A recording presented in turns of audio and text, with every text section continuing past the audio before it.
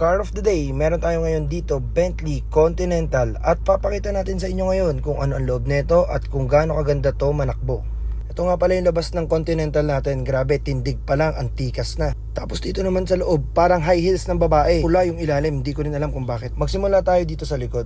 Dito meron tayong cup holder at meron din tayong ashtray lagayan ng Yossi. Pag nangalay ka naman, meron tayong armrest para meron kang tukuran. Paano naman yung bintana? Meron tayong bintanang maliit dito sa likod. Para pag may nalimos, sasabihin mo lang, kuya walang pera, pasensya na. Dito naman sa harap, meron tayong glove compartment. Dito mo ilalagay yung mga gamit mo. Tara, dito naman tayo sa driver side. Pagpasok mo pa lang ng kotse na to, halos ayaw mo nang tapakan yung mating dahil napaka-elegante. Tapos dito naman meron tayong classic head unit. Steering wheel, ang sarap hawakan, grabe yung leather niya, from England. Center console naman, meron tayo ditong lagayan ng mga diamante, ginto, pwede rin. At pag inangat mo tong dalawa, meron tayong cup holder. Let's go, start na natin. Pagka-on ng makina, ito ang aircon control niya. Ito ang on and off at ito yung paglipat ng direksyon. Okay, road test na tayo, let's go.